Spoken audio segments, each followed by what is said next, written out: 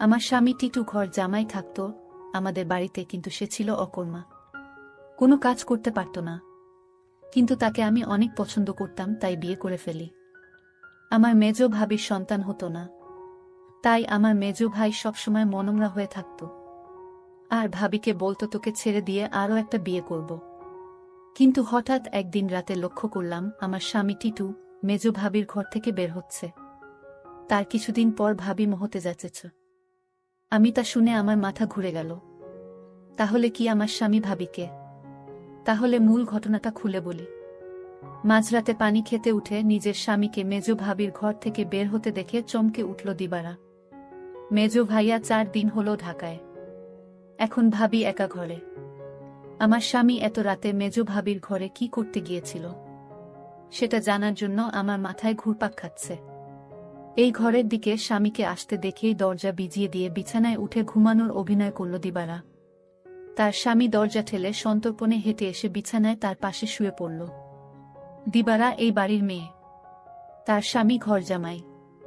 দিবারা জানে কোনো রকম অপরাধ করলে তাকে সহ তার স্বামীকে এই বাড়ি থেকে বের করে দিবে ভাইয়েরা, তাই এই ব্যাপারে আর কোনো কথা বলে না দিবারা। পরের দিন সারাদিন মুখ কালো করে রাখলেও তার স্বামী টিটুকে এই বিষয়ে কিছুই জিজ্ঞেস করে না সে। তারপরের রাতে দিবারা আর কিছুতেই ঘুমাতে পারে না।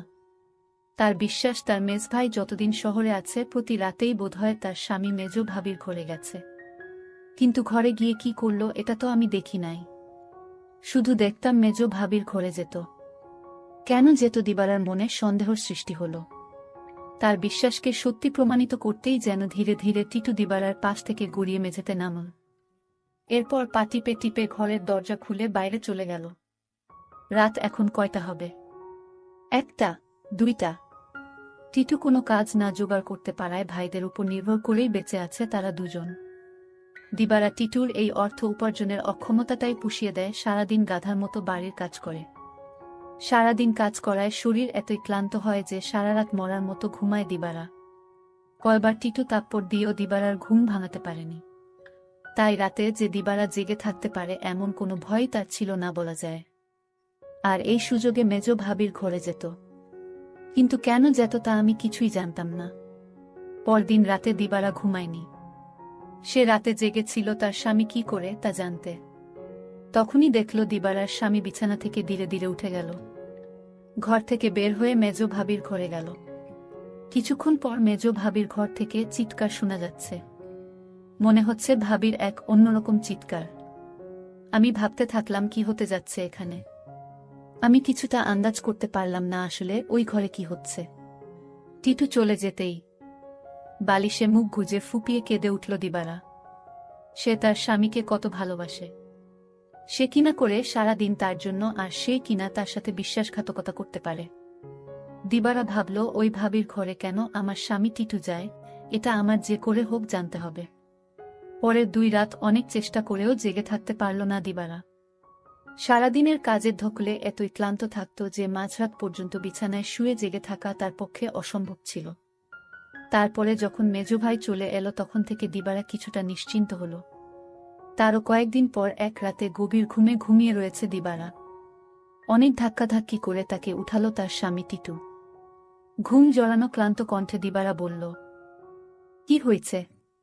এত রাইতে ডাকেন কেন? লাইটটা একটু জ্বালাও তো। সারাদিন কাম কইরা কুল পাই না। উনি আছেন তার চিন্তায়, এখন ঘুমান। এই বাড়ির সবচেয়ে অবস্থাপন্ন বলা যায় মেজু ভাই শহীদকে। তার স্ত্রীও অবস্থাসম্পন্ন ঘরের মেয়ে।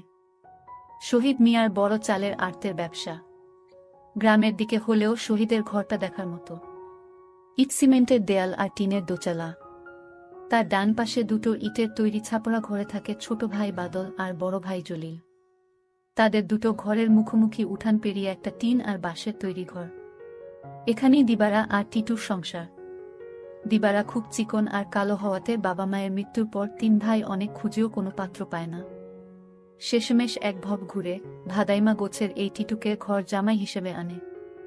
ভেবেছিল টুকটাক কিছু কাজে তাকে লাগাবে, কিন্তু সে পুরোই অকর্মা। সেই দিনের প্রায় 1 মাস পর বাড়িতে বিরাট উৎসবের মতো আয়োজন হল। দিবারার ছোট ভাইয়ের 2টা আর বড় ভাইয়ের 3টা সন্তান হলেও মেজ ভাই বিয়ের 4 বছর পরেও সন্তানের মুখ দেখতে পারেননি। মেজ ভাই আরেকটা বিয়ে করবেন কিনা এটা নিয়ে চিন্তা ভাবনা করছিলেন। যে স্ত্রী তাকে সন্তানের মুখ দেখাতে পারবে, মেজ বউকে তাহলে এই বাড়ি ছেড়ে চলে যেতে হতো। ঠিক এই সময়েই আনন্দ সংবাদটা পেল সবাই। মেজ বৌমা হতে চলেছে। মেজ ভাইয়া আর ভাবির আনন্দ দেখে কে। এই উপলক্ষেই এই উৎসব আয়োজন। দিবারা যখন আনন্দের সাথে টিটুকে এই খবরটা দিল তখন সে সামান্য একটু মুচকি হেসে বলল, ভালোই তো। শুনছিলাম কোনো ফকিরের কাছ থেকে পানি পড়া নিচ্ছে। ফকিরটা কামেল। সেও কি যাবে নাকি সেই ফকিরের কাছে? কোথায় থাকে সে? যেখানেই থাকুক, তুমি যাবে কি না সেটা বলো। দিবারা বলল, আমার দরকার নাই। আমি সবই বুঝি, তুমি ভাবিরে ফকিরের কাছ থেকে পানি পড়া এনে দাও, এটা তোমার বানানো কথা। এটা আমি বিশ্বাস করি না। দিবারা আরো বলল, আমি একদিন তোমার এই রহস্য খুঁজে বের করব। আর যেদিন তুমি ধরা পড়বে সেদিন বুঝতে পারবে তোমার কি অবস্থা হয়। টিটু তখন বলেছিল, তুমি আমারে বিশ্বাস করো না। দিবারা বলল, করি, কিন্তু তুমি তোমার প্রতি আমার বিশ্বাস দিন দিন উঠে যাচ্ছে। যতদিন পর্যন্ত আমি জানতে না পারবো তুমি মেজ ভাবির ঘরে কেন যাও, ততদিন পর্যন্ত তোমার প্রতি আমার আর বিশ্বাস হবে আর হবে না। দিবারা এই কথা বলে ঘুমাতে গেল। তার স্বামী টিটু তার সাথে শোয়া ছিল, কিন্তু হঠাৎ করেই দেখল তার স্বামী বিছানায় নাই। তখন দিবারা চিন্তা পড়ে গেল, আজও চলে গেল। ভাবির রুম থেকে এক প্রকার চিৎকার আসতে শুরু করল। আমি কিছুই বুঝতে পারলাম না এটা কিসের চিৎকার। মনে হচ্ছে মেয়েলি কণ্ঠ। প্রায় 1 ঘন্টা পর দিবারা দেখতে ফেল মেজ ভাবির রুম থেকে বের হতে। দিবারার মনে দিন দিন সন্দেহ বাড়তে লাগল। তারপর দিবারা ভাবল, একদিন আমি জানালা দিয়ে দেখব তারা কি করে। দিবারার স্বামী দিন দিন দিবারার প্রতি কমে যাচ্ছে। কিন্তু আজ 2 দিন যাবৎ দিবারার স্বামী মেজ ভাবির রুমে যাচ্ছে না, সেটা লক্ষ্য করল দিবারা। দিবারা তার স্বামী টিটুকে জিজ্ঞেস করল, কই, আজকাল তো তোমায় আর দেখি না ভাবির রুমে যেতে। তার স্বামী টিটু তাকে একটা তাপ্পড় মেয়ে বলল, তোমার বাবার বাড়ি থাকি বলে তুমি কি আমায় যা বলবে তাই মনে করবে? সবকিছুর ভিতর শুধু কি তোমার অধিকার আছে, আমার নেই? এর মধ্যে হঠাৎ খবর আসলো মেজ ভাবি মা হতে চলেছে। দিবারা সেটা শুনে থমকে গেল, কারণ মেজ ভাবির স্বামী মানে আমার মেজ ভাইয়ার তো সমস্যা ছিল। তাহলে কিভাবে সে মা হতে চলল? আমার মাথায় কোনো কাজ করছে না। আমার মনে সন্দেহ হতে লাগলো। দিবারা তার স্বামীকে বলল, আপনি এখন আর দেখি দিবারার রুমে যান না কেন? কখন কি করব সেটা আমার ব্যাপার। যাই হোক, আমি এবার অপেক্ষায় আছি কখন আবার আমার স্বামী তার রুমে যায় সেই প্রতীক্ষায়। এর কিছুদিন পর তার স্বামী টিটু ভাবির রুমে গেল। তারপর আমি জানালা দিয়ে যা দেখলাম তা দেখে আমার চোখ ছানা বড়া হয়ে গেল।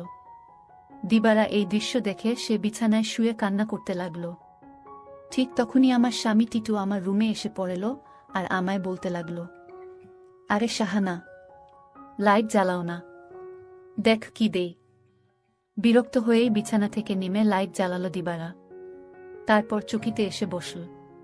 টিটু তার সবগুলো দাঁত বের করে হেসে পাঞ্জাবির পকেট থেকে এক জোড়া চুড়ি বের করল। আরেকটু কাছে আসো, পরায়া দেই। চুড়িগুলো দেখেই চিনল দিবারা এগুলো স্বর্ণের। আর এর মালিক যে মেজ ভাবি ছাড়া কেউ না, তাও সে ভালো করে জানে। সে ভয়ে ভয়ে ফিসফিস করে বলল, এগুলা তো মেজ ভাবির, তুমি পাইলা কই? আরে ভয় পাইও না, চুরি করি নাই, মেজ ভাবি আমারে দিচ্ছে। বলো কি? সে কেন দেবে? তোমারে একটা কথা কই।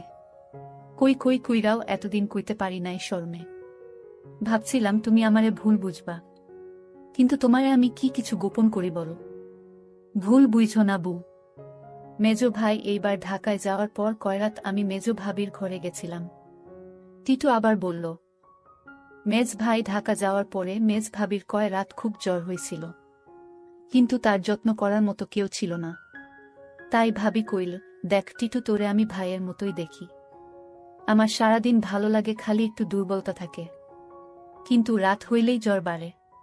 তুই কি রাইতে আইসা আমার মাথায় একটু পানি ঢালতে পারবি?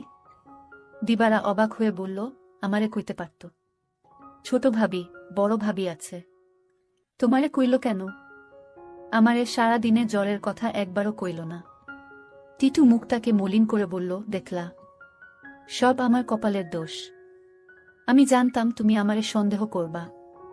আমি কি আর মাইন্সের বিশ্বাস পাওয়ার যোগ্য? দিবারা এবার কাদো কাদো হয়ে বলল, না গো, আমি ওইটা বলি নাই। আমি তোমারে বিশ্বাস করুম না তো কারে করুম কও? তুমি ছাড়া আমার আর কেরা আছে? তুমি আমারে ঠকাই বা ফিরিসতা আইসা কইলেও বিশ্বাস করুম না। এই না হইলে আমার বউ। শুনো, ভাবিরে কইলাম দিবারারে পাঠায় দিবনে। ভাবি কইল, আহা, বেচারি সংসারটার লাইগা কাজ কইরা সারাদিন মরতাছে, তারে আবার রাইতে ত্যাক্ত করা কেন? দিবারা জানে যে আমি তোমারে ভাই মানি। তুমিই আইসো, দিবারা কিছুই মনে করবে না জানলেও। ওর মন এত নষ্ট না। তবুও আমি তোমারে কিছু কই নাই ডরে। তাছাড়া বুঝি তো পরের বাড়িতে থাকি, বেশি তর্ক মানায় না। এই জন্যই আমি তোমার ভাবির রুমে গেলাম চুপি চুপি।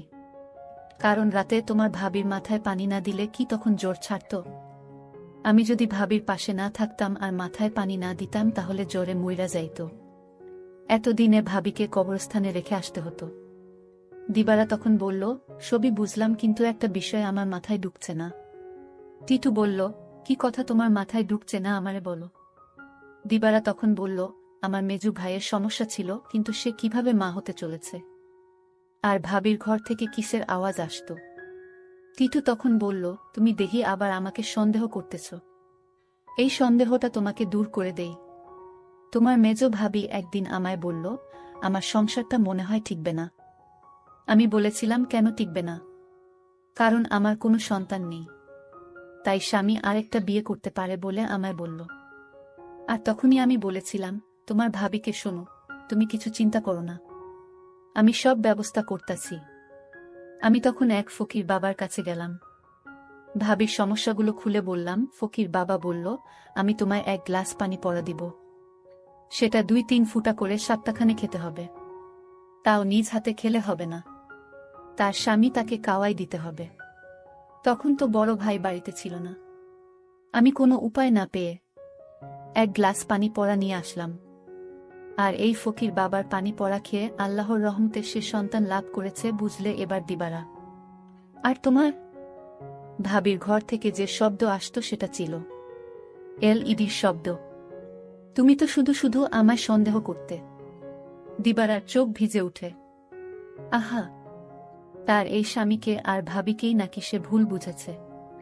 কি বাজে চিন্তাই না করেছে সেই রাতে তার স্বামীকে ভাবির ঘর থেকে বের হতে দেখে। সে সিদ্ধান্ত নেয় তার সহজ সরল এই স্বামীকে আর কোনোদিন সন্দেহ করবে না সে। টিটু বলল, আমি সেবা যত্ন করাতেই তো ভাবি সুস্থ হইয়া গেল। তাই তো খুশি হইয়া দিল এই চুরি জোড়া, কইল দিবারারে দিও। তবে দিনের বেলা এটা পইর না, সাহানা। বুঝি তো পরের ঘরে থাকি, 5 লোকে 5 কথা কইব। দিবারা তখন কেঁদে কেঁদে বলল, আমি তোমাকে অনেক কষ্ট দিয়েছি, তোমাকে অযথা সন্দেহ করেছি, আসলে তুমি নিষ্পাপ। দিবারা বলল, তুমি মেজো ভাবির ঘরে গিয়ে মেজো ভাবিকে মায়ের মতো যত্ন করে সুস্থ করে তুলেছে, এরকম স্বামী এখনকার যুগে পাওয়া বড় কঠিন। দিবারা বলল, আমায় ক্ষমা করে দিও তুমি। তুমি ক্ষমা না করলে আল্লাহ আমাকে ক্ষমা করবে না। টিটু তখন হেসে বলল, আমি তোমাকে ক্ষমা করে দিয়েছি। বন্ধুরা, আজকের গল্পটি কেমন লাগলো তা অবশ্যই কমেন্ট করে জানাবেন, আর এরকম নতুন নতুন ভিডিও পেতে আমার চ্যানেলটিকে সাবস্ক্রাইব করে পাশে থাকবেন। ধন্যবাদ।